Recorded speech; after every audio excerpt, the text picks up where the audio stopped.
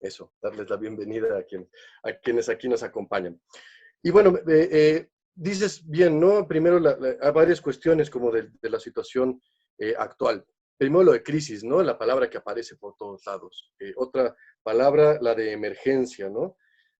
Crisis civilizatoria, empiezan a aparecer ahí como muchas palabras y bueno, yendo por partes, pero sin detenerme demasiado, ¿no? Me parece que crisis es no sé si es la palabra más adecuada para la situación actual, me parece más adecuado para la coyuntura histórica que vivimos, no solamente de la pandemia, sino en estas últimas décadas, ¿no? Cuando tú hablas de crisis civilizatoria.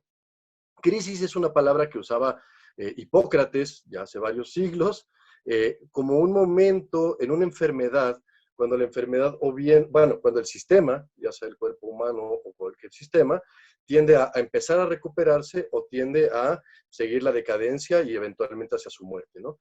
Entonces, crisis es el momento coyuntural donde se bifurca, digamos, o se determina, por eso es un momento crítico o un punto crítico, ¿no? Donde pues, a ver para dónde va a jalar un poco la cosa, ¿no? Y bueno, eso es algo interesante porque me parece que lo que enfrentamos hoy en día en estas épocas es una crisis civilizatoria, una crisis de la civilización de lo que hemos venido construyendo como sociedades humanas durante los últimos 5 o 6 mil años, básicamente, ¿no? Esta crisis civilizatoria se nos aparece o se nos muestra pues, en muchas dimensiones, ¿no? Está la dimensión económica, la social, productiva, la crisis política, la crisis del conocimiento, la crisis del sistema de salud, por supuesto, ¿no? La crisis educativa. O sea, podemos ir como desglosando un montón de cosas y a cada uno de esos temas que dije podríamos entrarle rato, ¿no? Lo interesante para mí es tratar de analizar toda esta coyuntura histórica, no solo desglosándola, ¿no? Por categorías, como suele hacer mucho el pensamiento moderno, occidental, de separar por categorías, esto es de salud, esto es económico, esto es social, esto es religioso, y poniéndolo todo en diferentes categorías, sino tratar de hacer análisis un poco más transversales e integrales, ¿no? Y otra de las cosas que a mí me llama la atención, y bueno, tiene que ver con el título de la entrevista, de esto, de lo que sea, es lo de emergencia, ¿no? Otra de las palabras ahora que están saliendo mucho, ¿no? A mí me gustaría retomar la idea de emergencia, su sentido etimológico, que es un momento en el que emergen cosas, ¿no? Surgen cosas nuevas. No necesariamente buenas ni malas, simplemente surgen cosas nuevas y distintas. Entonces, no es tanto una acción, no es tanto una situación que requiera una acción inmediata, también, sino son momentos en los que emergen cosas nuevas. Y esto me parece a mí una invitación, pues una invitación a analizarlo de esta forma, ¿no? La coyuntura histórica que vivimos en este caso, ¿no? Realmente vivimos en un escenario que hace 4 o 5 meses hubiera sonado apocalíptico, ¿no? 1.000 millones de personas, confinadas, muchas de las fronteras internacionales cerradas, el mercado detenido, todas las economías que tienen las proyecciones del PIB y del crecimiento terribles, ¿no? Es una situación que hace unos meses hubiéramos dicho apocalíptica, ¿no? Y me parece que es importante hacer los análisis, no con cabeza fría, pero sí con detenimiento, no nada más en la carrera de los análisis y del fin del mundo, ¿no? Claro que no nos enfrentamos a una situación, ni es el fin del mundo, pero tampoco es una gripa cualquiera, ¿no? Porque yo por eso decía en los dos extremos, ¿no? Yo con la gente que he platicado, está o dejarse llevar por el miedo, por el pánico, por el no te acerques y hazte para allá, o por no pasa nada, es una gripa cualquiera y demás, ¿no? No es ninguno de los dos, hay un montón de intermedios, es una crisis muy grave que requiere de acciones urgentes, pero también tenemos que tener cuidado de no caer en procesos de pánico colectivo, de miedo colectivo, porque esos son, ahorita hablaremos eso, un poco de los riesgos o del caldo de cultivo que puede permitir ascenso, pues esto de estados autoritarios, de instituciones totalitarias, etcétera, ¿no? Y Sí, por último, para tratar de cerrar lo que decías, hay un análisis que a mí me gusta mucho de un señor que se llama Jérôme Bachet, un francés que vive acá en Chiapas hace muchos años, y él dice que con esta pandemia del COVID, realmente comienza el siglo XXI, ¿no? Él hace la metáfora de cuando el siglo XX, la Primera Guerra Mundial es lo que básicamente a nivel histórico marca el inicio del siglo XX, ¿no? Marca porque va a determinar y marcar las dinámicas y mucha de la dinámica social a nivel global de todo el siglo que viene, ¿no? Viene luego la Segunda Guerra Mundial, las guerras en Asia, la Guerra Fría, etcétera, etcétera, ¿no? Un siglo muy marcado por las guerras a nivel internacional. Y es muy probable, con esta crisis civilizatoria que estamos viviendo, con este nivel de interconectividad que existe en el mundo, ¿no? Que esta crisis, esta coyuntura, marque las dinámicas que probablemente sigamos viviendo durante todo el siglo XXI, ¿no?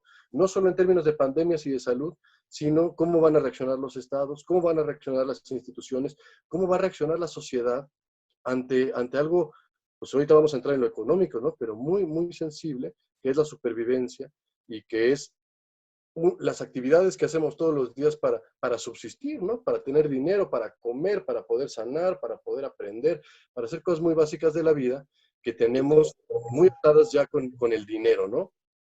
Entonces, yo creo que ahí también son un poco las invitaciones. Y para mí es importante recordar que los problemas que enfrentamos son coyunturales, digamos, no, más bien, el momento que enfrentamos es coyuntural, pero los problemas siguen siendo sumamente profundos y son los que venimos enfrentando ya hace varias décadas, ¿no? Ahorita se evidencia el problema en el sistema de salud, pero claro, mucha gente está en la reflexión de, pues, ¿por qué está todo tan endeble el sistema económico al que le dedicamos tanto tiempo? El dinero, hay todo un proyecto civilizatorio, ¿no? De la modernidad de Occidente. Bueno, podríamos hablar mucho de eso, pero que está en la raíz también de este problema. Y no solo podemos ir más atrás y más profundo hacia la modernidad, hacia los valores, la forma de conocimiento, la cosmovisión moderna occidental, al patriarcado, a unas sociedades, que eso realmente es prácticamente universal, sociedades basadas en un dominio patriarcal. Y creo yo lo más profundo es a la cuestión del ego humano, ¿no? A nuestra identificación existencial con nuestra mente. Y creo que a mí, digo, perdón por todo el contexto un poco más amplio, pero me parece importante, insisto, no solamente quedarnos en el análisis coyuntural de esta situación ahorita está sucediendo, sino esta situación surge a partir de ya una crisis civilizatoria que venimos viviendo hace varias décadas, ¿no? De hecho, quería hacerte justo una pregunta en relación a eso, porque para amplios sectores de la población en países como México, países latinoamericanos, digamos que países que llevan un largo tiempo viviendo algún tipo de crisis, ¿no? Es decir, hablar de crisis para amplios sectores de la población es hablar ya de la normalidad, ¿no? Sí, Quizás esto se me ve importante porque ahorita hay un sector que es juzgado justo porque no está dimensionando el tipo de amenaza que, por ejemplo, puede tener el COVID, pero también pareciera que hay una saturación de esta idea que hace que las personas simplemente, o la mayoría de las personas, no podamos entender a qué se refiere algo como una crisis civilizatoria. Si pudieras simplemente especificar más qué significa hablar de una crisis civilizatoria en este momento, sin que termine en una visión que pareciera que nos colapsa y que nos hace sentir en realidad que estamos en cierto sentido como condenados, ¿no? Y que entonces sí pareciera que lo que representa una crisis civilizatoria es un escenario apocalíptico en la cual lo que queda es sálvese quien pueda, ¿no? claro. No va a haber ninguna posibilidad de revertir muchas cosas. De hecho, ahorita se hablan, y es más, o sea, hay noticias en las cuales ahora hasta abejas asesinas, ¿no? OVNIs apareciendo por allá. O sea, estamos en un escenario que parece de ciencia ficción, pero que en amplios sectores de la población simplemente pareciera que es mejor lidiar con problemáticas locales sumamente situadas en vez de pensar en algo tan grande y tan abstracto como una crisis civilizatoria. ¿Tú qué podrías decir al respecto de esto? Pues yo creo que, bueno, dos cosas, ¿no? Primero dices algo bien, ¿no? Esta cuestión de crisis en el sentido de urgencia y de necesidad, pues no es nueva para millones de personas, ¿no? Básicamente la mitad de la población del mundo, que no es poca cosa, ¿no? Entonces, es una situación de emergencia que se vive todos los días y que esto viene pues simplemente a agudizar y a ser mayor, ¿no? Pero toda esa reflexión que dices, y esto que ya está muy presente, ¿no? Evidentemente es un privilegio poder, esto de quédate en casa, ¿no? Y esto de poder estar trabajando en casa y el home office y demás, por supuesto que es un privilegio que tenemos las personas que podemos estar aquí presentes, y no es por decir, no es por renunciar al privilegio, sino hacerlo consciente y qué podemos hacer con ello, ¿no? Pero hay millones de personas que no pueden parar, pues, por esta gran dependencia que se ha generado durante siglos, ¿no? De la dependencia del dinero y del intercambio a partir del mercado, pues un mercado, digamos, capitalista, ¿no? Entonces, a mí me llama la atención la fragilidad del sistema, de un sistema al que le dedicamos al menos 8 horas diarias, prácticamente todo el mundo, ¿no? Y que estamos duro y dale, abonándole, trabajándole a un sistema, si quieres, ¿no?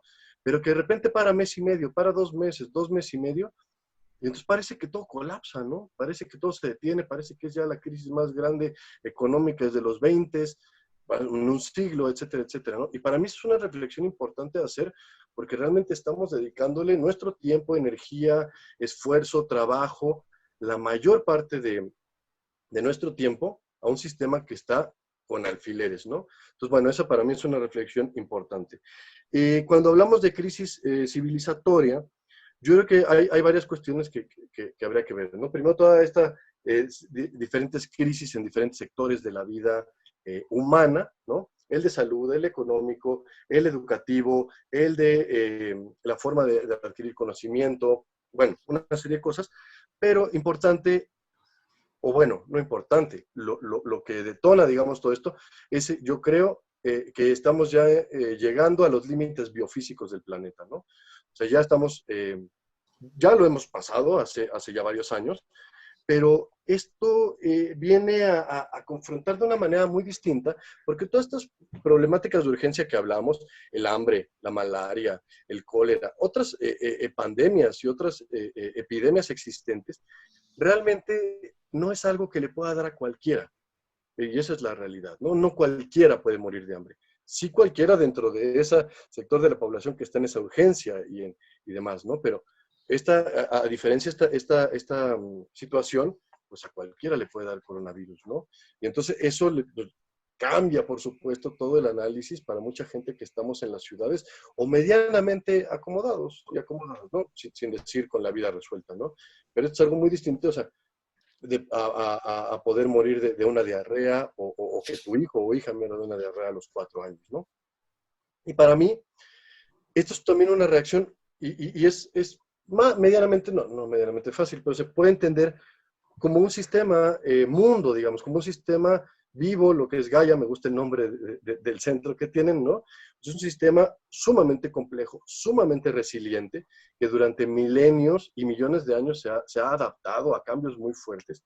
Y es normal porque hemos construido una sociedad basada en un modelo universal, occidental, del desarrollo y el progreso. Hemos construido una sociedad global muy homogénea, que al ser visto como un sistema es muy poco resiliente. Tenemos muy poca capacidad de adaptarnos como sociedades, como sistema, a cambios como este, ¿no? En cambio, el sistema natural, por así decirlo, simplemente está tomando acciones ante una epidemia, pues esto famoso, ¿no? Del virus somos nosotros, ¿no?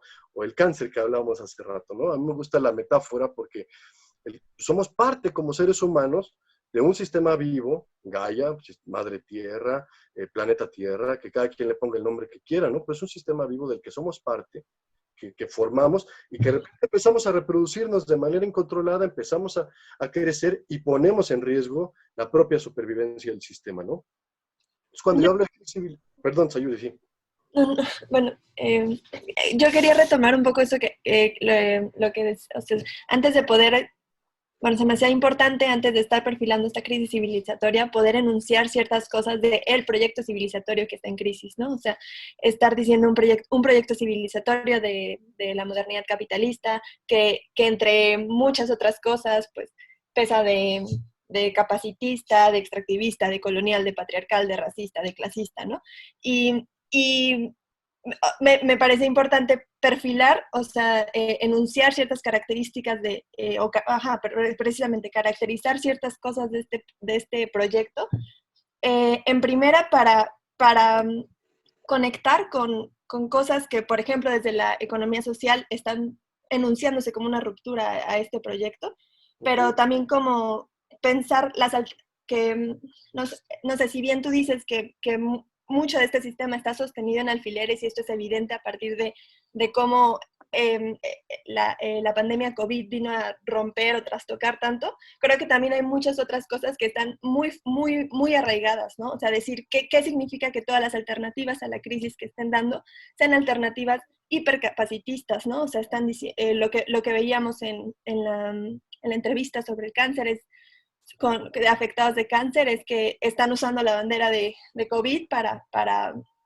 no cumplir con una responsabilidad de proveer tratamiento a los pacientes con cáncer, por ejemplo, ¿no?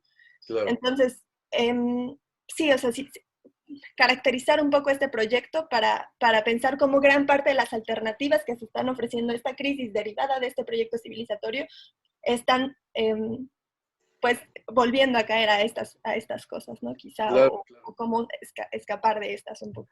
sí, sí, te entiendo bien. Yo creo que es importante, como dices, caracterizar todo esto, ¿no? Yo creo que este proyecto para mí, muchas de las cuestiones las nombraste, ¿no? Pero básicamente viene el proyecto como tal de civilización, es un proyecto basado en la idea de progreso, ¿no? En esta idea lineal del tiempo, de siempre vamos a estar mejor. Es una idea sumamente moderna, a completa diferencia de las culturas indígenas, orientales, etcétera, ¿no? Que eso se transforma en desarrollo, ¿no? Pues el desarrollo es uno, y bueno, hay toda esta crítica ya al desarrollo, ¿no? Que tenemos que parecernos más a los países del norte, Estados Unidos, Europa y Australia, básicamente, y todos quienes no seamos eso, pues es que estamos subdesarrollados, ¿no? Estamos atrás, somos menores de edad, necesitamos ayuda para llegar allá, ¿no? Y, bueno, hay otras cuestiones características, como esta cuestión del crecimiento, ¿no? Que casi me gustaba la metáfora que decían que este virus del COVID llegó a pegarle al virus del crecimiento, ¿no? Vivimos en esta cuestión del crecimiento, de la aceleración, de la rapidez, de la eficiencia, y esta lógica es la que nos ha llevado a chocar con los límites del planeta, ¿no? Porque, pues claro, no tiene fin, digamos, ¿no? Pero digamos, a mí me gusta hacer el análisis de toda esta cuestión del proyecto como tal. Para mí es un proyecto industrializador. Así lo definía, digamos, Iván Illich, ¿no? En el sentido de industrializador como un sistema, un tipo de Estado de benefactor o un sistema lo que sea, que tiene instituciones dedicadas a satisfacer las necesidades más elementales de los seres humanos. Entonces, tenemos un sistema de salud con hospitales, clínicas, etcétera, que atiende la salud. Tenemos un sistema educativo, universidades, escuelas, que atiende la educación. Tenemos un sistema de agroindustria que a partir de ciertas cuestiones tecnológicas, con toda esta industrialización, atiende la cuestión de la alimentación. Tenemos un sistema de transporte que, bueno, y así nos podemos ir, ¿no? Con todas las áreas de la vida, pero prácticamente todo está enmarcado de que haya instituciones, ya sea públicas o privadas, porque aquí no cambia el análisis, digamos, comunista y socialista con el capitalista. En los dos son instituciones privadas o públicas que satisfacen o que están destinadas a satisfacer ciertas necesidades, entre comillas, humanas, porque realmente necesidades hay muy pocas. Entonces, cuando surgen todas estas problemáticas que tú bien dices, Ayuri, ¿cuál es la respuesta? Pues que las instituciones destinadas a eso se fortalezcan y entonces puedan resolver esta situación, ¿no? Entonces la respuesta es más dinero a los hospitales, más dinero al sistema de salud, más fortalecimiento de las instituciones públicas. Y yo creo que eso puede ser un gran problema, pues sí, porque las alternativas que estamos viendo muchas personas a esto es que el problema está en la dependencia que han generado esas instituciones para la vida de las personas. Entonces ya no somos capaces de aprender sin escuelas, sin universidades, ya no somos capaces de sanarnos sin hospitales y sin clínicas de salud ni medicina occidental, no nos podemos quitar un dolor de cabeza con el té de las plantas que tenemos en nuestra huerta, ¿no? Necesitamos una aspirina, necesitamos una pastilla. No podemos transportarnos si no es en automóvil, no podemos alimentarnos si no es comprando nuestros alimentos del supermercado, de los mercados, etc. Entonces, hay una dependencia que se ha generado durante muchas décadas, siglos incluso, de que para satisfacer estas necesidades, o estas actividades, no son necesidades, actividades humanas, necesitamos ciertas instituciones que nos ayuden a cumplimentarlas. Y en esa dependencia que se genera, No lo veo. mucho de la problemática. Y por eso yo creo que lo que nos llama o lo que necesitamos son análisis radicales. Más que nunca necesitamos análisis radicales, ¿no? Radicales no me refiero a extremistas, ¿no? Radicales me refiero a su palabra etimológicamente, ¿no? De raíz. Entonces, necesitamos análisis que traten de ir a la raíz de los problemas. Si queremos resolver de fondo problemáticas a un nivel superficial como esta de la pandemia, o a un nivel así como, bueno, solamente vamos a acomodar 2, 3 cosas, sin ir a la raíz de dónde están todos estos problemas, pues vamos a tener el mismo problema en 20 años, en 5 años, en 10 años, y vamos a estar como repitiendo ese ciclo, ¿no? Entonces, para mí son invitaciones ahora para reflexionar sobre todo esto y de la dependencia que hemos generado, sobre todo en cuestiones de subsistencia humana, alimentación, salud, aprendizaje, y es poco más realmente, ¿no? Entonces, participamos en un sistema del que necesitamos trabajar para tener dinero para comprar mis jitomates y mis calabazas, ¿no? Trabajar para tener dinero para comprar mi aspirina que me quite el dolor de cabeza, trabajar para tener dinero para pagar la escuela de mis hijos. Pero todo está pasando por esa centralidad del dinero. Y ya me estoy adelantando un poco en lo que quería decir al rato, pero ya estamos en el tema. Pero para mí, esta invitación, esta coyuntura es clave para al menos saber, es que por eso decía lo de los alfileres, de repente dejamos de trabajar 2 meses y estamos empezando a pasar súper mal todo el mundo, en cuestiones de subsistencia.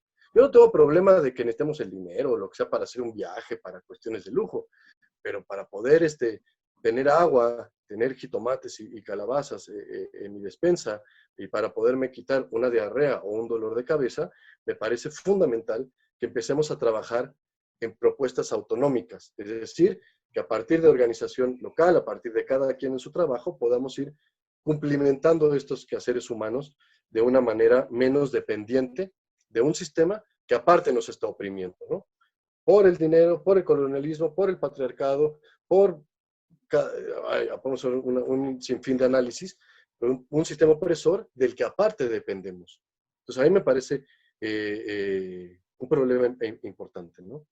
Sí, quisiera nada más hacerte una pregunta, siendo un poquito abogado del diablo, un poco para generar el debate, es que muchas de las perspectivas que proponen cambios que no pasen por las mediaciones estatales o las mediaciones o las estructuras sociales, suelen ser criticadas por su poca factibilidad para resolver problemas, digamos que en escalas superiores. Es decir, hay, por ejemplo, algunas experiencias en países desarrollados en los cuales se generan ámbitos locales, por ejemplo, en California, ¿no? Producir local, consumir local, etcétera, hacer nuestro gueto de subsistencia de consumo local, pero nunca resolvemos, por ejemplo, problemáticas asociadas a otras escalas. Por ejemplo, ahorita muchos dicen, a veces necesitan ventiladores, ¿no? Y para eso necesitamos dinero, y para eso necesitamos recaudar impuestos, y para eso necesitamos, o se necesita trabajo, ¿no? Ahorita, por ejemplo, en Estados Unidos, 30 millones de desempleados en unos meses, ¿no? Necesitamos que los estados intervengan, ¿no? Y que las estrategias locales, las estrategias más, digamos que comunitarias, que no pasan y no quieren pasar por esta centralidad de la que hablas, no son factibles para resolver las grandes crisis que estamos viviendo, ¿no? Suele haber una crítica en términos de la factibilidad, es decir, que sí se plantea desde estos movimientos se plantea una crisis civilizatoria, sin embargo, a la hora de desplegar alternativas, pareciera que siempre se quedan en experiencias aisladas, separadas, y que no responden a la magnitud de la crisis que estamos viviendo. ¿Qué tú tendrías que decir al respecto de esto? Pues me parece como muy interesante el análisis porque es muy recurrente, ¿no? A la hora de que estamos como teniendo este tipo de pláticas. Yo como lo entiendo, el problema, y no es porque lo hagas tú la pregunta, pero el problema está en la pregunta, ¿no? En lo que queremos resolver. A mí me pasa mucho luego, por ejemplo, yo vivo en Chiapas, acá muchos conocen la experiencia autónoma zapatista, ¿no? El ZLN, y muchas veces me dicen, bueno, pues sí, claro, para los zapatistas está muy bien, sus juntas de buen gobierno, y pues se pueden organizar, pero ¿cómo llevamos eso a lo nacional? ¿Cómo llevamos eso al internacional? Y ahí me parece que está la trampa. Nunca estas propuestas que se asumen locales, que pretenden resolver cuestiones locales en su forma, en su diversidad, no podemos querer este rollo de querer replicar todo, ¿no? Ya encontraste aquí la solución, ahora vamos a aplicarla en Europa, en España, en Italia, en Asia, en todos lados, ¿no? Y para mí está como atrás de ese cuestionamiento la idea de que siga habiendo un universalismo, de que necesitamos respuestas universales. Ya le encontraron la respuesta en Vietnam, porque ya vieron ahí cómo resolverlo, tráiganse ahora sí para todos y vamos a aplicar todas las mismas medidas, ¿no? Ahí está como el problema. Muchas de estas alternativas que buscan ser radicales, es decir, de raíz, no son propuestas ni replicables de copy-paste, ¿no? De copiar-pegar, ni universales. O sea, la forma en la que se organizan las comunidades zapatistas aquí en Chiapas no va a poder ser la misma en la que se organizan las mujeres del Kurdistán, que tampoco va a ser la misma que se puedan organizar los movimientos anarquistas en Italia o en España, ¿no? Entonces, cada quien tiene que resolver esas cuestiones localmente, ¿no? Y ahí sí es como la propuesta que me parece que se hace, de decir, no queramos resolver los problemas de manera universal, sino resolvámoslos de manera local, de manera cada quien en una diversidad de formas, en una diversidad de posibilidades, que allí es donde entonces sí la diversidad cultural y la riqueza que nos da esa diversidad es que tiene todo el sentido del mundo, ¿no? Y si lo vemos en cuestiones de análisis de sistemas, hace todo el sentido, ¿no? O sea, los sistemas más resilientes son los más diversos, los que tienen más capacidad de adaptarse. Socialmente hemos construido, insisto, una sociedad completamente homogénea, o muy homogénea, no sé si completamente. Y eso, en situaciones de crisis como esta, pues nos ponen todas las complicaciones y todas las, no incapacidades, pero dificultades para resolverlo. Si tuviéramos una variedad y una vastedad de diversidad cultural, que la hay todavía en muchos comunidades rurales, pueblos, campesinos, indígenas, etcétera, ahí es donde creo que podemos tener muchas de las claves de cómo ir resolviendo en cada lugar y bajo cada situación con los elementos locales este tipo de situaciones, ¿no? Entonces, por eso, insisto, para mí la trampa está en querer llevar a escalas universales o escalas replicables cosas que no están pensadas para ello, ¿no? Muchas gracias, Andrés. Oye, y en este sentido de experiencias que se posicionan y se articulan en contra de esa tendencia industrializante, esta pretensión universal y homogenizante, y ajá, ¿no? Cosas que fortalezcan solo este proyecto civilizatorio. Quisiera ya, si pudiésemos ir encaminando un poco la entrevista hacia las pues alternativas, ¿no? Proyectos existentes.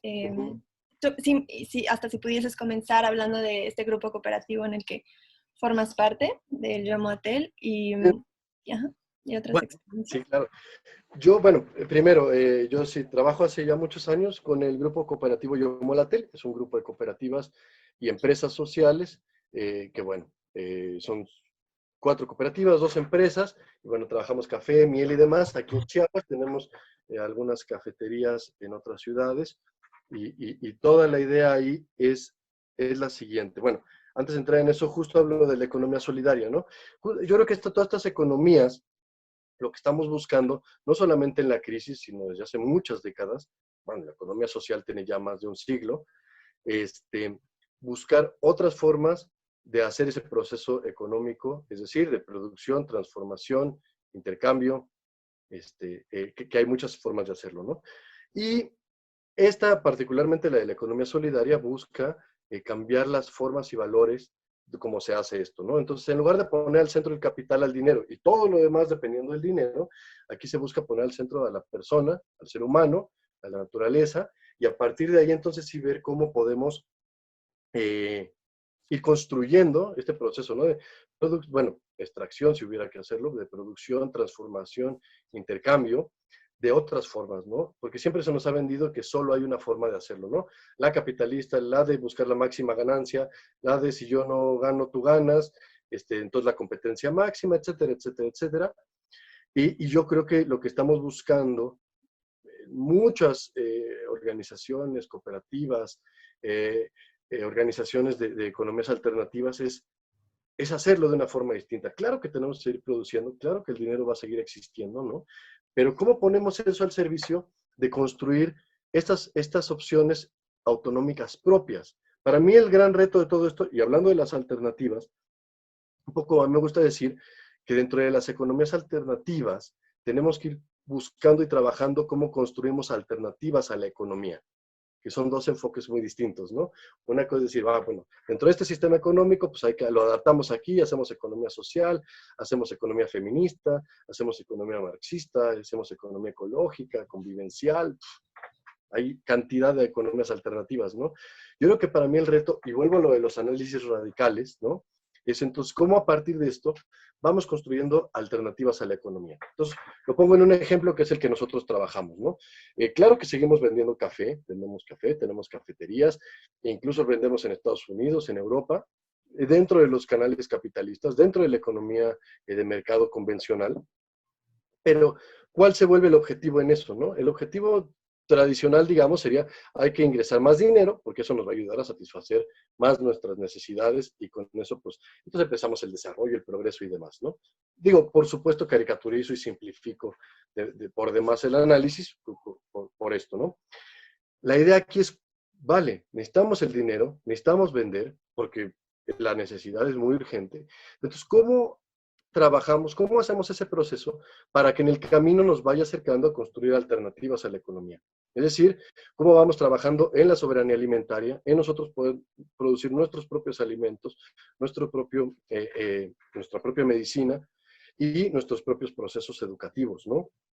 Sin necesidad de estar dependiendo de otras instituciones que, por ejemplo, acá en Chiapas, en las comunidades de extrema pobreza, pues ni siquiera llegan las instituciones, ¿no? Entonces, o muchas de ellas. La agroindustria y la Coca-Cola y Bimbo y todo, pues claro que llegan, ¿no?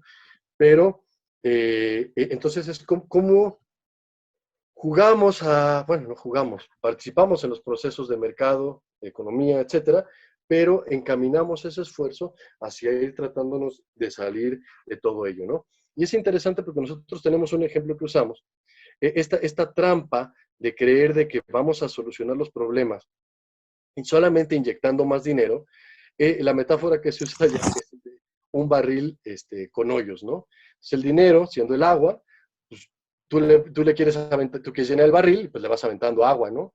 Pues no hay que echarle más agua, pues le vas echando más agua, más dinero, más capital, pero resulta ser que el barril tiene hoyos, un montón de hoyos abajo, que son por donde se nos está escapando el dinero, que es la medicina, que es la alimentación, que es los insumos para el campo, ¿no? Todas, sobre todo en las comunidades rurales y campesinas, todos los agroquímicos, etcétera. Entonces, hay un montón de hoyos, de orificios por donde se está escapando el dinero.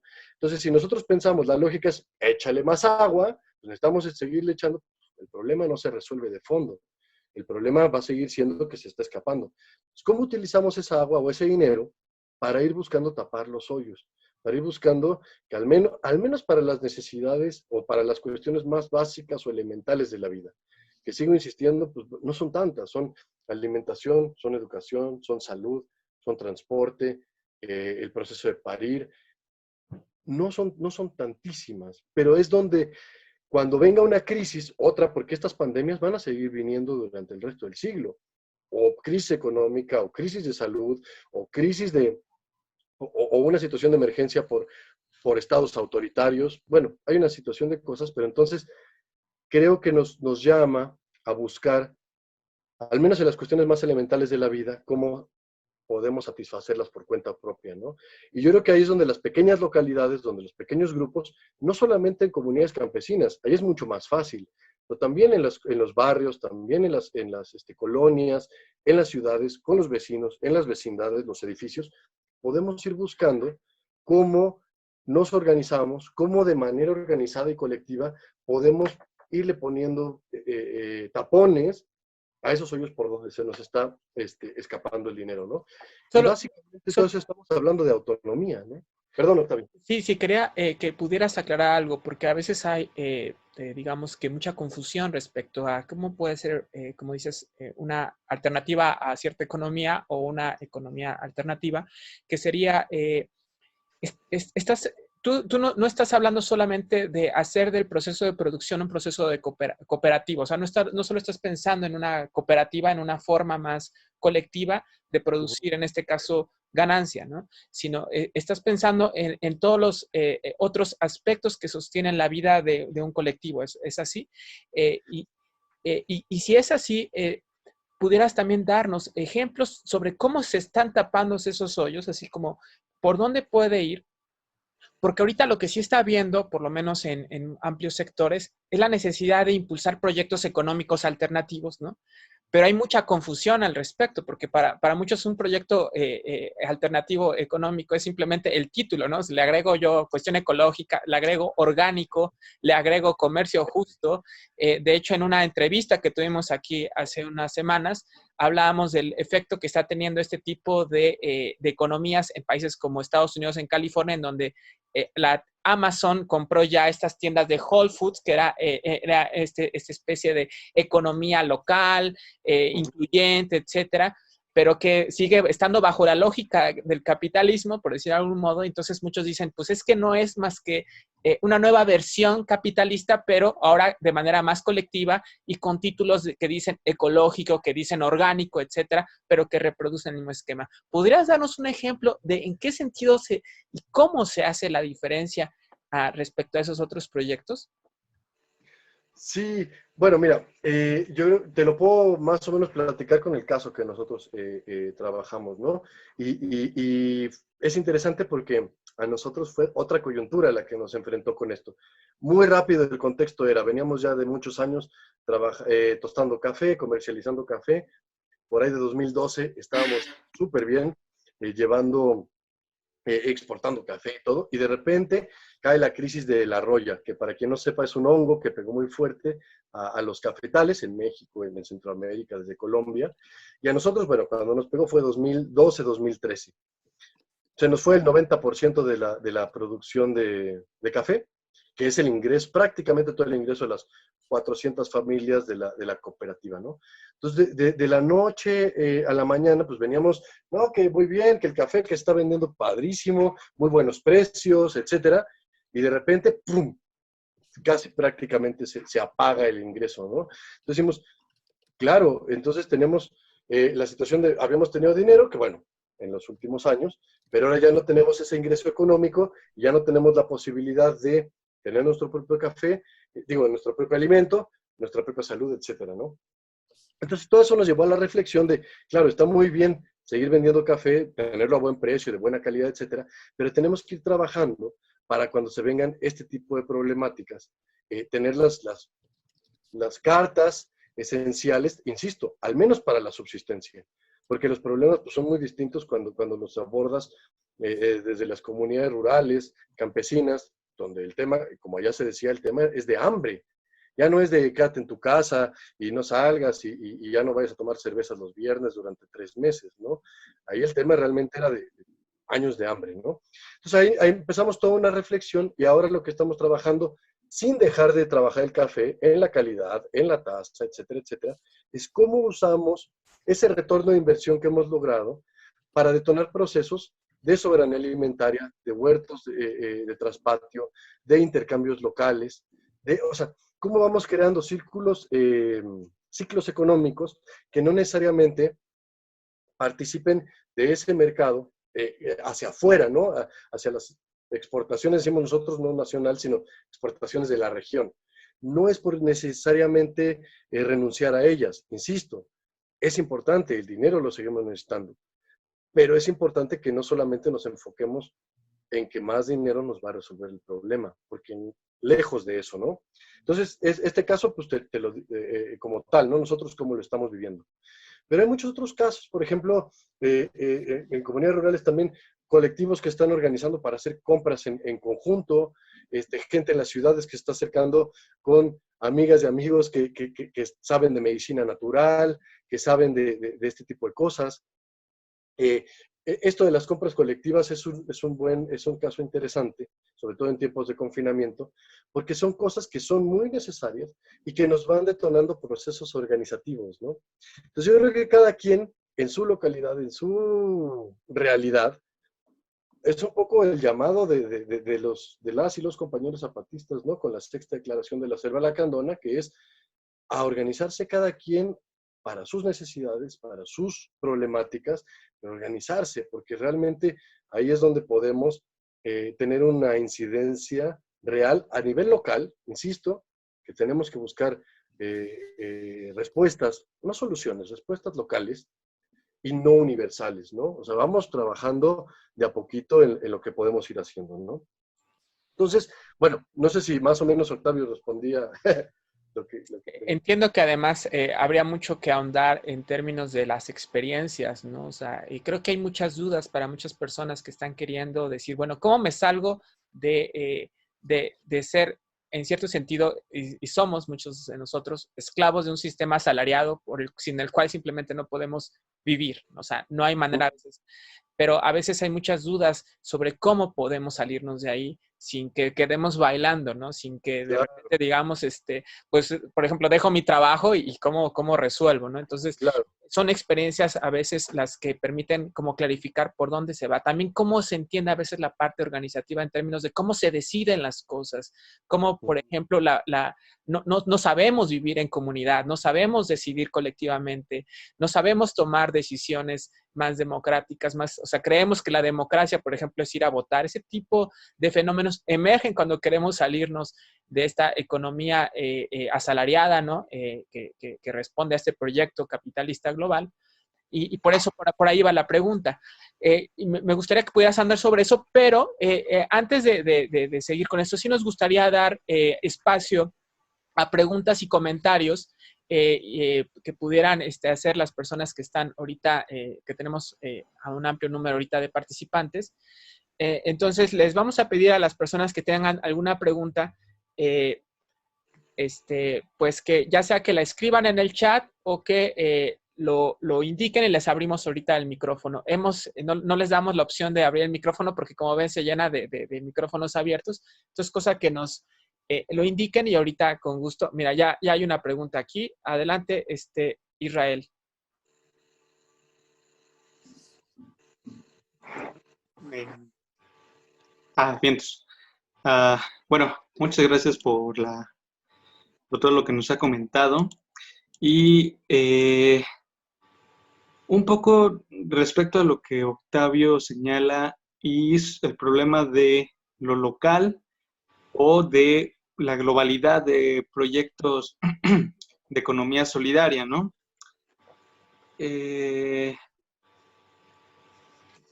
parece que en un ámbito local, por supuesto que funcionan, y aunque desde las personas o los colectivos que estén propiciando estos proyectos no lo estén pensando de manera global y por tanto entonces no debemos y tampoco podemos y no sería recomendable transpolar a otros lugares, sino que cada sitio resuelva sus propias problemáticas, creo que estaríamos asumiendo un mercado, vamos a decir, competitivo más o menos justo, ¿no? Respecto, por ejemplo, a los proyectos que podríamos denominar en general, de forma muy general, como capitalistas. Es decir, que estos si los proyectos locales emergen y tienen éxito y se pueden organizar, etcétera,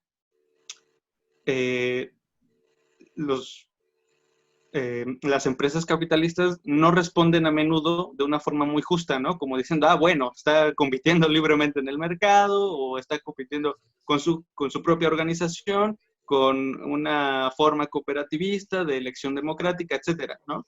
Sino que responden, de hecho, de formas muy agresivas. En términos, por ejemplo, extractivistas, pues es muy estudiado lo que sucedió lo que sucede con las militarizaciones, ¿no? El Plan Colombia, el Plan Mérida y todo el problema de la minería, que no es que solo sean empresas con mucho capital, sino son empresas con mucho capital, pero también con poderes hostiles muy concretos, ¿no? De tal forma que si les interesan los recursos de una región, no solo utilizan los recursos legales, sino utilizan también y mucho los recursos ilegales, ¿no? Entonces, eso por un lado, cómo pensar la protección no solo económica, en términos organizacionales, etcétera, sino la protección ya completa, ¿no? Y finalmente, ya rapidísimo, solo para terminar, estaba leyendo tu tesis de doctorado, veo los anexos que me parecen muy interesantes del plan estratégico de la cooperativa de cooperativas, ¿no? Que es como un plan empresarial. ¿Qué diferencias podríamos notar de una forma más concreta, además del índice de solidaridad retributiva, ¿no? Que es sumamente interesante? Además de eso, ¿qué otras diferencias podemos notar con las cooperativas, por ejemplo, que están en el mercado convencional? Y bueno, ya tengo muchísimo más, pero ahí está. Muchas gracias. Bien, gracias a ti, Israel. ¿Quieres, Andrés, responder a esta pregunta o hacemos la otra pregunta de una vez también y la respondes? Como tú me digas, aquí tengo algunas notas. Si quieres, hacemos la otra pregunta, vemos y ya puedes contestar. Adelante, Marta Arrieta. Hola, muchas gracias. Me da gusto que me hayan dejado hacer mi pregunta porque creo que engancha bien con lo que se acaba de preguntar. Y sería dos cosas. Una, ¿dónde o de qué manera se puede ver el límite máximo hacia la organización local? O sea, me queda claro que en este asunto de autonomía, pues sí hay un cierto número, y no sé ni siquiera como cuál es la mejor medida, ¿no? Si es un número de personas, si es un número de comunidades, en donde se puede mantener esta organización local. Entonces, ¿cuál es el límite? Y entonces, si hay ese límite, ¿cómo intersecta eso con otras organizaciones locales y con los sistemas macros que ya existen? Sí, económicos, pero también institucionales, ¿no? Entonces, o sea, ¿qué significa la organización local para la gobernanza y también para las organizaciones internacionales? Gracias. Gracias, Marta. Adelante, José Andrés. No, pues muchas gracias por las preguntas y los comentarios. Y bueno, pues muy interesante. Primero, sobre lo que comenta Israel, pues sí, me parece que creo que tienes bien esa claridad, ¿no? Las opciones de economía solidaria se buscan resolver cuestiones en lo local, no necesariamente en lo global, y eso que decíamos, ¿no? Que ahí está como la trampa, ¿no? Y eso es interesante lo que dices sobre el riesgo o la reacción, digamos, del mercado, ¿no? Tanto a niveles legales como ilegales, ¿no? Y lo pongo como un ejemplo pues, muy rápido. Nosotros en la cooperativa, que seguimos siendo de este tamaño así pequeñita, somos 400 familias, pero realmente para lo que se mueve aquí de café no es nada, y ya empezamos a tener problemas con los coyotes locales, ¿no? De diferentes tipos, ¿no? El más común es que cada año a los socios de la cooperativa, que se paga mejor el café que los coyotes, pues llegan con chismes de, no, se va a vender a 100 pesos el kilo, se va a comprar a 100 pesos el kilo, a 90 pesos. Generalmente ahorita está como en 30, ¿no? Entonces eso genera mucha ansiedad de, híjole, mejor lo vendo por aquí, por acá. Eso como lo leve hasta cuestiones ya más de violencia física, ¿no? Que ha habido con gente de la cooperativa que llegue a ir a las comunidades. Para mí eso es importante también tenerlo presente porque tenemos que estar conscientes de lo que implica estos riesgos y de que por eso es una lucha. O sea, claro que hay gente con muchos intereses económicos, sociales, de poder, etcétera, que no está dispuesta nosotros decimos a que ni le quites 2 pelos al gato, ¿no? O sea, nosotros a nivel de Chiapas, ni siquiera nacional, somos pequeñitos y ya empieza a haber como una serie de reacciones, ¿no? Entonces, creo que tenemos que estar bien conscientes de que nuestras apuestas, pues sí, son fuera de ese sistema de mercado, fuera de ese sistema capitalista y que van a tener reacciones, ¿no? No necesariamente en contra, pero reacciones. Y para mí es importante porque esas reacciones, como lo que tú bien dices, la defensa del territorio, la defensa de la madre tierra, etcétera, ante los megaproyectos, etcétera, es bien importante que pasemos en ese tipo de luchas y de procesos como dice Gustavo Esteva, pasar de la resistencia a la reexistencia, ¿no? Para mí eso es fundamental, porque si hacemos procesos solamente de resistencia, que hay históricamente, hay todos los casos que queramos, tarde o temprano este empuje y esta fuerza que tienen estas, no solo empresas, como sistemas establecidos, van a seguir empujando hasta que se logre, ¿no? Es decir, se organiza la comunidad porque no quieren la mina de cielo abierto, y bueno, un intento de la empresa se van, a los 3 meses regresan, compran a un líder, sobornan al otro, desaparecen al otro, se hacen que se pelee con tal, y dale duro y dale años y años hasta que se logre como el proyecto, ¿no? El megaproyecto. Entonces, la forma de luchar o de resistir ante eso es que en el proceso de resistirlo creemos una alternativa propia, ¿no? Pasar de solo resistir a la fuerza externa a reexistir una alternativa propia. Ahí es donde realmente la alternativa, la organización, puede tener corazón, puede tener chulel, como dicen acá en los mayas, ¿no? Que es su espíritu, su corazón, y esa es la forma en la que realmente podemos darle vida de largo plazo a nuestras luchas, nuestras organizaciones y nuestras resistencias, ¿no? Y lo otro que comentabas es como la diferencia entre las cooperativas y el mercado convencional. Yo creo que podrían haber muchísimas, ¿no? Pero básicamente, por resumir, es eso que decía, ¿no? La economía convencional, la empresa normal, lo que pone en primer instancia es el lucro, el capital, el dinero, la ganancia, ¿no? Entonces, y es perfectamente normal, ¿no? Una empresa dice, pues tiene que buscar su máxima ganancia casi a cualquier costo, ¿no? Casi porque, pues sí, no a cualquier costo, o no debería ser así, ¿no?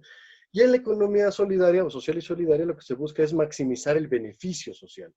¿Qué entienda cada quien por beneficio social? Otra vez ya lo podemos platicar y demás, ¿no? Pero la esencia o la naturaleza, la naturaleza de donde surge el esfuerzo no es una naturaleza solamente por aumentar el capital, sino por aumentar el beneficio social que ese capital y que ese proceso económico genera, ¿no? Entonces, Mira, mi primo. yo creo que desde ahí podemos tener diferentes, bueno, más bien, desde esa diferencia se derivan canales muy distintos y prácticas muy distintas, ¿no? Y bueno, sobre la otra pregunta que comenta Marta, que me parece muy interesante porque es todo un tema, ¿no? Yo alguna vez también lo platicaba con otra persona bueno, ¿cuál es el límite, no? Porque me recuerda mucho este libro de Schumacher, se llama Small is Beautiful, ¿no? Lo pequeño es hermoso, ¿no? Y él hace todo un análisis económico y de muchos tipos de por qué lo local, lo pequeño, lo lento, es como mucho más hermoso, mucho más cercano a la naturaleza, mucho más amigable, etcétera, ¿no? Y bueno, teniendo esta plática alguna vez, justamente a Gustavo Esteva, y le decía, bueno, ¿y cuál es el límite, no? Nosotros tenemos 400 familias en la cooperativa, ¿no? ¿Será que es la escala adecuada o no la es? Y él decía, el límite es que tú te puedas saber el nombre de todas las personas que trabajan ahí, ¿no? Es un criterio y me parece adecuado, ¿no? Pero no necesariamente es para todos. Otra vez creo que tenemos que tenemos que evitar la trampa de caer en las reglas universales o en las leyes universales o en las fórmulas únicas, ¿no? Lo que puede ser adecuado en Chiapas, una cooperativa de café, puede no serlo para una cooperativa de productores de pan en España, para unos cooperativa de consumo en la colonia Roma, ¿no? Son muy distintos y yo creo que cada quien tiene que ir dando esas respuestas, ¿no? Entonces, por ejemplo, nosotros dijimos, sí, es demasiado grande nuestra cooperativa y hicimos un proceso que le llamamos regionalización. Entonces hicimos 10 regiones dentro de las prácticamente casi 100 comunidades que trabajamos, ¿sí? Entonces, ya cada región tiene su capacidad autónoma de tomar decisiones por su región, de nombrar a sus autoridades o representantes, de decidir los recursos que tienen, de las aportaciones que salen, cómo se van a ejercer, y entonces eso va generando otra vez estas localidades, ¿no? Y es lo que decía Marta con lo de la gobernanza. Yo no tengo una respuesta única, creo que hay que evitar la tentación de caer en respuestas únicas, pero es una pregunta que tenemos que ir respondiendo todo el mundo, ¿no? Igual que lo de cómo esta economía social y solidaria es atinada para lo local, para lo regional, para lo pequeño, y debemos de evitar la trampa de querer dar respuestas universales, ¿no? Yo creo que con la escala, las escalas y los tamaños, lo mismo, ¿no? Yo creo que tenemos que ir dando las respuestas cada quien. Y evitar algo que es como, le dicen mucho luego, no digo que las preguntas vayan en ese sentido, pero esta como pereza intelectual, o esta de esperar que las respuestas nos va a dar un libro, un curso, una conferencia, un gurú de la economía social, de que las respuestas van a llegar de fuera. Las respuestas las tenemos que dar cada quien en nuestros procesos, en nuestra empresa, en nuestra cooperativa, en nuestro colectivo de estudiantes, en nuestro, lo que toque, ¿no? Las mismas preguntas, pero respuestas distintas. Y eso, por supuesto, detona en diferentes tipos de gobernanza, diferentes tomas de acuerdos, diferentes cuestiones, ¿no? Y, por supuesto, es muy distinto cómo se va a dar en las ciudades y cómo se va a dar en las comunidades rurales y campesinas, ¿no? Muchas gracias, José Andrés. Hay una pregunta aquí en el chat y con ella quisiera también formular una para ir acercándonos también hacia el cierre de esta entrevista. La pregunta que hace Cristian es cómo estos proyectos que ponen al centro al ambiente y a las personas se enfrentan a las políticas que van en sentido contrario. Ya mencionaste tú algo al respecto. Pero quisiera, ya que estás tú en Chiapas, ya que ahorita una de las, digamos que estrategias a nivel estatal que se está a nivel federal que se está planteando para lidiar con la crisis económica, ahí aquí un poco tiene que ver con esto que decías de crisis para quién y desde dónde, ¿no? Es justo este proyecto del el tren que va a atravesar el sureste mexicano, ¿no? Y que se plantea como una estrategia para fortalecer el sur del país frente a una desigualdad nacional, en el caso de México, en donde el progreso, la industria está en el norte, las tasas de empleo son mayores, la pobreza está en el sur.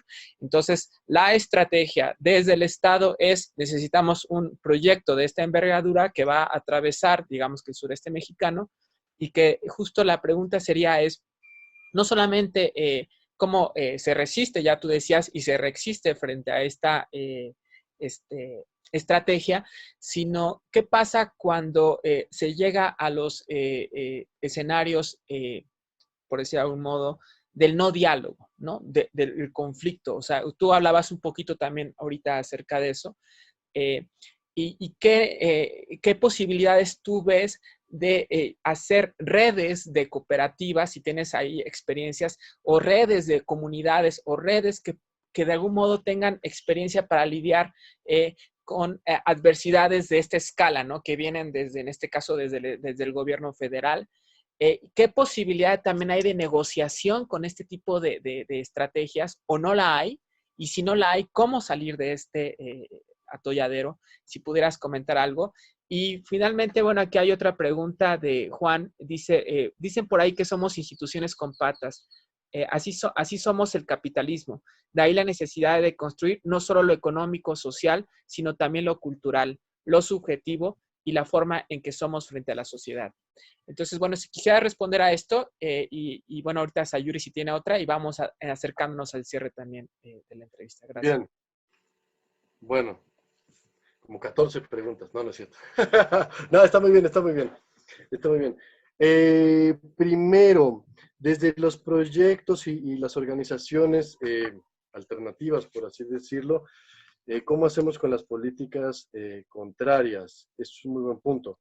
Y yo creo que ahí es donde asumimos que quienes entramos en estos caminos distintos, económicos, pues los obstáculos y las dificultades son mucho mayores, ¿no?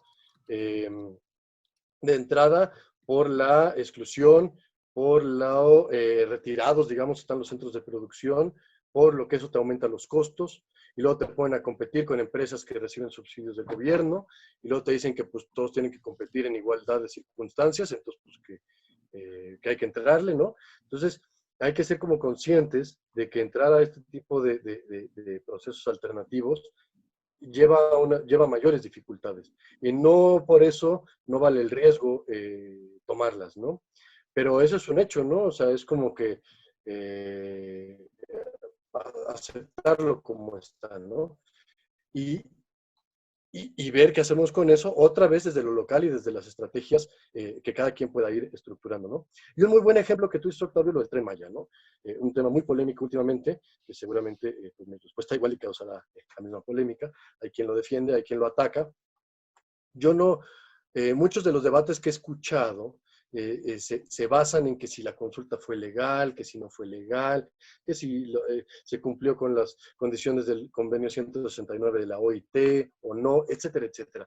Y a mí no me gusta enfocar en eso la discusión y el debate. Para mí, lo que esto confronta, tanto el Tren Maya como muchos de estos megaproyectos, como las mineras, etcétera, lo que confronta son dos visiones, dos proyectos civilizatorios, dos visiones de lo que necesitamos construir como sociedades, ¿no? Por un lado está esta del crecimiento, del progreso, del desarrollo, y claro, pues ahí están los indígenas de Chiapas que no tienen dinero, que no tienen ingresos, hay que llevarles trabajo, porque pobrecitos hay que irles ayudar, hay que irles enseñar lo que es el progreso y el desarrollo para que puedan salir adelante y parecerse más al norte, como tú dices, ¿no? Y ahí me parece que está la clave, ¿no? Lo que defienden las comunidades de acá, seguramente no todas, pero me atrevo a decir que estando acá que la mayoría, es lo que se defiende no es un no al tren, es un sí a un proyecto civilizatorio distinto, a un proyecto propio, que el tren pone en entredicho. Y ese es el gran dilema ético para mí que corresponde. No es si la consulta, sino es que este tren o este megaproyecto realmente pone en entredicho la posibilidad de construir otras opciones civilizatorias de las comunidades indígenas, sobre todo indígenas y campesinas de acá del sureste, que llevan haciéndola durante 1500, 2000, 3000 años, ¿sí? Y que de repente se pone entredicho. No es que ya realmente van a poner el tren y va a desaparecer, no. Han resistido esto y han resistido mucho más. Han resistido 500 años de colonialismo, han resistido todas las políticas públicas, ¿no? Para desindianizar a la sociedad, etcétera. De que van a resistir, lo van a seguir haciendo. Pero yo creo que el dilema que tenemos que poner sobre la mesa es ese. No es si sí va a llevar más progreso o desarrollo o no. Claro que va a traer más empleo, claro que va a traer más dinero, claro que va a traer más progreso, claro que va a traer más desarrollo. Lo que discutimos, la gente que estamos en contra, es eso que desde un punto de vista se ve como algo positivo, desde acá lo vemos como algo, pues no negativo, pero algo que no queremos. Queremos la posibilidad de construir un proyecto civilizatorio, distinto, propio, que no basado en el crecimiento, en el capital, en el desarrollo, en el progreso. Y eso me parece fundamental. No es si estuvo bien hecho o no la consulta, si va a generar X millones de empleos o no. Es decir, estamos defendiendo otra posibilidad de hacer sociedades humanas, por así decirlo. Y para cerrar con lo que decías, que me parece fundamental, lo del diálogo, ¿no? El problema con este tipo de cosas, decía Alfredo López Austin, un catedrático de la UNAM, dice, el problema no es que no nos entendamos, el problema es que creemos que nos entendemos. Y en este tipo de cosas, esto es fundamental. Arturo Escobar también trabaja muchísimo este tema, ¿no? Y él habla de los conflictos ontológicos. Entonces, claro, tú tienes a dos, estoy caricaturizando por supuesto, pero tienes a dos partes. Los funcionarios del gobierno que están impulsando un megaproyecto porque va a traer más progreso, más desarrollo, más no sé qué. Y las comunidades indígenas que en su asamblea están hablando de la madre tierra, están hablando de la defensa del territorio, están hablando del Equilcush Lejal, que dicen acá, la vida buena o el buen vivir. Y entonces se ponen a dialogar y empiezan a, claro, no hay puntos de referencia, no hay puntos de entendimiento, y el problema ahí es ese, creemos que nos entendemos. Entonces, no hay ni siquiera un diálogo real, en mi opinión. Estamos operando en ámbitos de realidad, en niveles de realidad distintos, niveles no de jerarquía, en categorías de realidad distinta, donde uno están viendo, es que aquí puede pasar perfecto en la carretera, mira, aquí nos evitamos la vuelta de 2 horas hasta allá, los otros están viendo que ahí hay un monte sagrado donde están sus ancestros, donde están su sacralidad, donde han vivido y coexistido durante miles de años, ¿no? Los otros están viendo que te puedes ahorrar 2 horas de camino, o están viendo que hay maderas preciosas y pueden salir no sé cuántos millones de pesos, y después vuelves a sembrar y todo lo que quieras. Pero la naturaleza de lo que están viendo en ese mundo natural es radicalmente, en sentido de raíz, distinto. Entonces, justo me parece muy interesante lo que dices porque ni siquiera podemos asumir que hay un diálogo. Ese es el problema, ¿no? Y algo más habías preguntado. Sí, pero si quieres, hagamos, porque hay una pregunta aquí de Alfonso Merino. Adelante, Alfonso, y con esa sería la última pregunta para ya que puedas hacer. También está Frida. Gracias. Perdón. Pero creo que no se va a levantar la mano. Sí, adelante, Alfonso y después Frida, adelante. Sí, muchas gracias. ¿Me escuchan ahí? Sí, te escuchamos. Bueno, hago la reflexión de lo que acaba de mandar y que comenta José Andrés. Me parece excelente y felicidades a ustedes por hacer ese tipo de conferencias. Yo nada más una reflexión en cuanto al contexto cultural y político de la producción y la reproducción en todo su contexto. Desde todo lo que se ha hablado de la crisis que ha sido total en este milenio, toda la hegemonía de la humanidad y su naturaleza, ¿cómo podemos nosotros tener algún tipo de alternativa que disponga para este nuevo milenio, su hecatombe? ¿Qué quiero decir? Estoy comentando que hay una nueva forma de trabajar desde casa, hay una nueva economía, estamos en un momento dado fomentando que las organizaciones, sus servicios, a partir de estos momentos de crisis, pues la gente tenga un mejor comportamiento o buscamos. Y mi última pregunta sería, en esto del desarrollo del sureste, pues está bien esto de Tren Maya, pero un tren no trae ninguna economía, un favor a la economía, ¿no? ¿Qué quiero decir? Tenemos que primero desarrollar una industria, una nueva economía en el sureste, para que entonces tengamos mejores vías de comunicación. Muchas gracias. Gracias, Alfonso. Si quieres, hacemos la otra pregunta. ¿Era quién habías dicho, Sayuri? Perdón. Frida y Teo. Adelante, por favor. Frida, déjame. Ahí está. Ya te abrí el micrófono. Hola. Adelante. Saludos a todos. Saludos, José Andrés. Gracias por la conferencia. Yo nada más quería, antes de que nos fuéramos, poner otra cosa en la mesa, que como han comentado, por ejemplo, nuestro planeta Gaia es un organismo, un sistema que está vivo, es inteligente, consciente. Y aparte de eso, es interesante que todo lo demás también es un sistema, o sea, nuestro sistema solar, nuestra galaxia, nuestro universo completo, es un sistema completo, inteligente, consciente. Y el intelecto cree que el intelecto tiene que resolver las cosas, porque el intelecto eso es lo que hace. Quiere definir las cosas, entenderlas, y sin embargo la vida sucede, el amor sucede, no, aunque el intelecto lo entienda o no. Estamos en un momento donde yo estoy observando que comento esto porque como músico y compositor, como músico de jazz y como compositor, mi intelecto por muchos años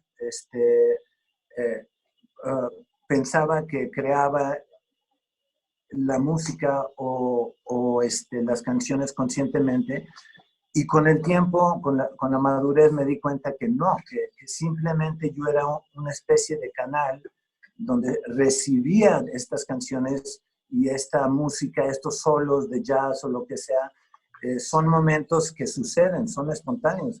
Y de la misma manera que llegan melodías o música, llega información. Y yo observo, por ejemplo, aquí en nuestra comunidad de Tepoztlán, que de por sí es una comunidad que tiene algunas comunas, algunas que llevan muchos años de existencia, y que continuamente están surgiendo proyectos de comunidad. Quieren ser estos proyectos de autosuficiencia, familias que piensan igual, y esto está surgiendo como burbujas en todo el mundo, no solamente aquí en Tepoztlán. Sin embargo, últimamente con todo esto de la crisis y eso, he observado algo que espontáneamente, o sea, como una opción más que no hemos contemplado, que no se ha puesto en la mesa. Lo que estoy diciendo es que hay un nacimiento espontáneo de información que nos está dirigiendo espontáneamente, por ejemplo, en mi comunidad, a mí y a muchos amigos espontáneamente a generar un banco de semilla orgánica, por ejemplo, espontáneamente a empezar a pensar, tenemos que hacer una comunidad, pero cada quien en su casa. Simplemente yo en mi techo crezco lechugas y mi vecino crece aguacates y etcétera. O sea, lo que quiero decir es que independientemente que existan las técnicas ya probadas o que están surgiendo en este momento innovadoras, también hay una conciencia creativa que está actuando espontáneamente y que están surgiendo en nosotros la información como intuitivamente. Y lo que dijo José Andrés desde el principio, que estamos hablando, cuando está surgiendo un nuevo paradigma, hay reglas que nos ayudan, pero hay no reglas también, o sea, todo, estamos abiertos a todo. Entonces yo veo que también es algo que está sucediendo y que, vamos, que la propia conciencia de este momento está transformando el paradigma. Y tal vez todos ya sabemos muchas cosas que queremos. Por ejemplo, yo sueño en mercados libres, ¿no? Donde ya el dinero ya no se usa y que simplemente todo el mundo hace lo que ama y lo aporta a la comunidad porque ama aportar eso a la comunidad. Y así se van surgiendo, yo creo que aldeas, y estas aldeas veo que están surgiendo en lugares como Tepoztlán y que en las metrópolis van a ser como lugares como Coyoacán, La Condesa, La Roma, o sea, aldeas urbanas, y que lo que decía Shiva Vedanta Shiva, vino aquí a dar una conferencia a Tepoztlán hace como 10 años y sembró algo muy lindo que nosotros lo estamos aplicando, pero si todos sembráramos comida en los espacitos enfrente de nuestras casas, pues no habría hambre, ¿no? Entonces, creo que es un momento donde todo contención también es una especie de meditación, nos da la oportunidad de recibir información sin tener que procesarla nosotros mismos como biocomputadoras, sino que también el silencio y la recepción. Los grandes genios, Einstein, Tesla, todas estas personas, ahí recibían sus soluciones en esos estados. Entonces creo que también el momento, la frecuencia de conciencia está subiendo, nos estamos volviendo más sensibles, estamos recibiendo información que el intelecto todavía no quiere aceptar fácilmente, pero que también es válida. Bueno, en fin, entonces quería decir que también es otra cosa que está sucediendo, que no requerimos de expertos que nos enseñen el camino o de grandes tradiciones, sino que nuestra propia intuición ahorita nos está ofreciendo muy buenas ideas que de repente van a ser tan simples que dice alguien, ¿por qué a nadie se le ocurrió, no? Como esas tapas que de repente parecen más grandes como de la catsup y ya está al revés. Dice uno, claro, y por ejemplo yo digo, ¿por qué la cajeta todavía no lo hace? Es lo más lógico. Pero por ejemplo, esas estupideces que finalmente cambian el paradigma, ¿no? Bueno, muchas gracias. Muchas gracias. Y Sayuri, tú querías comentar algo y vamos cerrando ahora sí, por fin, la entrevista. Muchas gracias. Adelante, Sayuri. Muchas gracias. Creo solo que me pareció muy, muy importante, o sea, si bien esta entrevista estamos tratando de perfilar un poco más de esta escala de lo local, o sea, creo que también es como importante pensar que también es un invito, o sea, que tenemos que todo lo que hagamos también tenemos que estar pensando en las múltiples escalas, ¿no? O sea, si bien este es un llamado pues a fortalecer esta escala local, o sea, creo que, por ejemplo, la misma experiencia zapatista que se nombró ahora, fue muy claro en ese sentido en su proyecto político, ¿no? O sea, hacer un gran llamado, un gran organización en lo local, a la vez que se articulaban consultas nacionales, propuestas nacionales, o que la sexta nacional, que la sexta,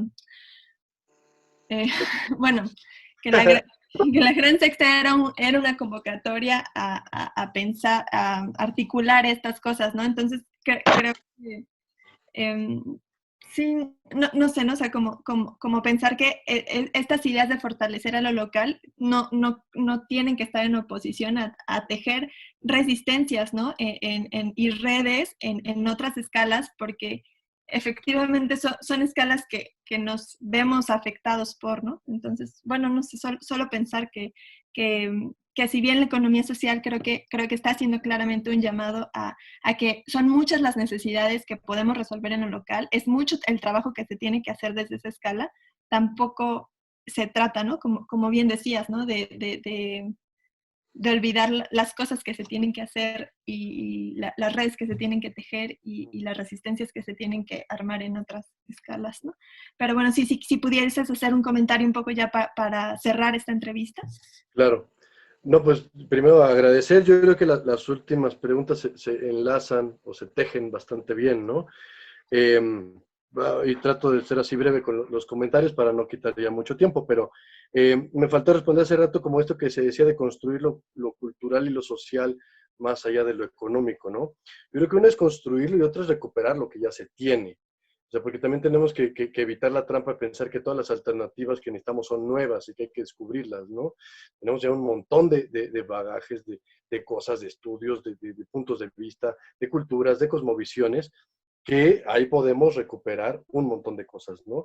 Y es justo esto que hizo ahorita Sayuri, es este diálogo, o sea, lo local, dar respuestas locales, no, es como esta cuestión de autonomía y autarquía, ¿no? O sea, la autarquía es decir, ya aquí cerramos, aquí háganle como quieran y nosotros aquí nos organizamos. Y autonomía es más bien cómo administramos por cuenta propia, cómo tomamos nuestras decisiones, pero sin cerrarnos a ese mundo.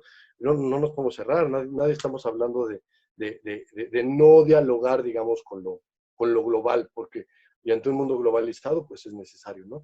Yo lo que sí creo es que las alternativas, y ya pasando a lo que decía Alfonso, ¿no? Esas alternativas reales, creo que tienen que estar asentadas o fundamentadas en lo local, pero por supuesto con todo este diálogo hacia lo global, bueno, regional primero, nacional y global, ¿no? Y es interesante porque esto de las alternativas reales, creo, en mi opinión, se vincula mucho con lo que se decía de esta parte de Gaia y de la parte intelectual, ¿no? ¿En qué sentido? Las alternativas reales, si le decimos como real, yo pienso que son las radicales, ¿no? En sentido de que atienden a la raíz del problema. Y la situación es que estamos en un momento, después de 500 años de un paradigma moderno, occidental, patriarcal, y bueno, lo patriarcal tiene 5 o 6 mil años, ¿no?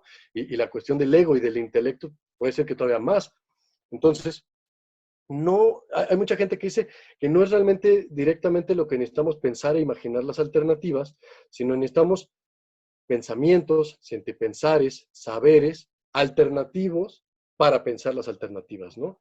Y yo creo que es importante en estos momentos porque si asumimos que los problemas son muy profundos y que no son realmente solamente superficiales, tenemos que entrarle con toda profundidad a pensar, imaginar y construir esas alternativas radicales, ¿no? En ese sentido. Y entonces, yo donde creo que como bien se decía hace rato, creo que estamos tratando de resolver problemas meramente con la parte intelectual, meramente con el ego, meramente con el intelecto, ¿no? Cuando, como bien se decía, incluso los grandes músicos, físicos, científicos, reconocen que los grandes momentos de lucidez vienen no de procesos racionales del método científico estructurados, ¿no? Vienen o a través de experiencias, o a través de intuiciones, o a través de un montón de otras alternativas. Nos han dicho que solo hay una forma de conocer verdadera, ¿no? El método científico. Y no, es una muy buena, pero hay miles, no sé, miles, cientos de formas distintas de adquirir conocimiento que se han experimentado humanamente durante miles de años, ¿no? Y yo creo que hay que a buscar afianzar o enraizar todas estas cuestiones sin tenerle miedo, creo que hay mucha gente que le tiene miedo a la palabra, desde la espiritualidad, desde el alma, desde el espíritu, desde lo que anima lo que estamos haciendo, de lo que nos hace humanos, ¿no? A mí yo luego digo chulel, porque me parece más adecuado, porque es como le nombran los mayas. Chulel es todo, tiene su chulel, ¿no? O sea, su espíritu, su alma. La piedra, el río, la montaña, la casa, la mesa, el vecino. Entonces, claro, es una relación completamente distinta. Si yo veo en el bosque a mis ancestros, a una persona a quien le hablo, le pido permiso, me relaciono con ella. A que si veo en el bosque solamente cuánta madera puedo sacar y cuánto millones de pesos me va a dejar, ¿no? Entonces, creo que incorporar estos análisis, insisto, radicales, arraigados y asentados en esta espiritualidad, sin ningún tipo de miedo a la palabra, que no es religión, que no es una espiritualidad, hay cientos y miles, ¿no? Pero arraigada en esa trascendencia humana, nos puede llevar ahora sí a construir desde lo local, a imaginar esas alternativas radicales adecuadas a mi localidad, pero que estén en diálogo con esta globalidad, como se decía, ¿no? Y también se estaba mencionando cómo es importante, muy importante para mí esta parte, ¿no? De reconocer que hay cientos, si no es que miles y millones de alternativas reales, alternativas radicales ya sucediendo, ¿no? El problema es que no tienen la atención de los medios de comunicación, que no se habla en los periódicos, que etcétera, etcétera, ¿no? Pero, digo, hay mucha gente que suele poner nada más el ejemplo de la vía campesina, ¿no? Que son prácticamente 1.000 millones de campesinos en el mundo, organizados en una sola organización que busca la soberanía alimentaria, con otro proyecto civilizatorio. No estamos hablando de poca gente, 1 de cada 7 en el mundo, que pertenecen a una organización campesina, ¿no? Entonces, y como esta, hay miles, el Foro Social Mundial es un buen ejemplo. Entonces, para mí es importante esto porque, otra vez, Gustavo Esteban hace la pregunta de si tenemos que seguirnos preguntando cómo cambiar el mundo o si tenemos que darnos cuenta de que el mundo ya cambió. Y bueno, hay mucho que podemos analizar al respecto de eso, ¿no? O sea, el mundo cambia antes de que nos demos cuenta. Cuando nosotros nos damos cuenta de que las cosas y las dinámicas sociales ya cambiaron, ya fue tarde, eso ya pasó hace 10, 20 años atrás. El reto ante una coyuntura, y no la del COVID, la coyuntura de la crisis civilizatoria tan urgente, yo creo que en parte importante es darnos cuenta, no es de que el mundo ya cambió o no haya cambiado, de que el mundo ya está cambiando y de que hay miles de alternativas ya reales, ya existiendo, que están viviendo eso, ¿no? Y bueno, tratando de contestar eso yo, si me permiten, quisiera agregar solo dos, tres ideas muy brevemente que me parecen como importantes, o que yo considero dentro del análisis, ¿no? Ahora sí, de la coyuntura, del COVID y de todo esto, y va relacionado con esto último que venimos diciendo, ¿no? Y para mí una de ellas es la cuestión del miedo. Es súper importante, me parece, que no caigamos en el miedo colectivo, en el pánico, o sea, se decía, es tan irresponsable estar cultivando el pánico y el miedo como irresponsable es decir es una gripa cualquiera, no pasa nada, ¿no? Enfrentamos una crisis muy grave, hay que tomar acciones, todos y todas, pero no es el fin del mundo. Y no es que ya de aquí se va a colapsar todo y demás. El colapso probable, o gente que creemos que ya estamos en él, colapso civilizatorio, la civilización industrial como tal, del sistema económico globalizado, no va a pasar en 2 o 3 meses, ni en 2 o 3 años. ¿Sí? Un colapso que puede pasar en 20 o 30 años, visto a nivel histórico, 500 años que lleva fundándose este paradigma, este sistema, es prácticamente nada, es un abrir y cerrar de ojos 20 o 30 años, ¿no? Y yo creo que es la escala en la que el sistema que se ha venido forjando va a colapsar, no en 2 o 3 meses. Pero entonces esto nos lleva a realmente buscar análisis de cómo va a darse la dinámica social, primero en nuestra región y luego a nivel global, ¿no? Porque esto que decíamos al principio, yo creo que esta situación del COVID, por ejemplo, y rápido, se decía, los países asiáticos han tenido una mejor respuesta a nivel estados porque tienen un control prácticamente absoluto de los datos y de la información de la gente. Y claro, la gente está renunciando a su privacidad, no solo privacidad, al uso de sus datos, que ya lo tiene controlado el gobierno, pero ante estas situaciones, pues claro, pudieron reaccionar mucho más rápido, ¿no? Se decía que, por ejemplo, en Japón, si alguien veían que tenía COVID, entonces hacían su análisis histórico para atrás y bueno, llegaban hasta el punto de mandarle un mensaje de texto a las personas que habían compartido vagón del metro con esa persona, ¿no? Entonces decir, oye, aguas, hace rato estuviste con alguien que tuvo COVID, solamente enciérrate y ya está. Claro que eso es buenísimo para una situación como esta, pero ¿qué implicaciones hay atrás de eso? De privacidad, de uso de los datos y de qué se va a hacer con esos datos, porque el riesgo de una ola de autoritarismo me parece que es más presente que nunca, ¿no? Y que es más riesgosa de estados autoritarios, de nacionalismos totalitarios, de actitudes xenófobas, racistas, etcétera, etcétera, ¿no? Y creo que nos enfrentamos a un riesgo real de un ascenso, que hay gente que lo llama del ecofascismo, ¿no? Que esto es una especie de ecofascismo, es decir, ¿y por qué me da tanto temor, ahora sí, el miedo?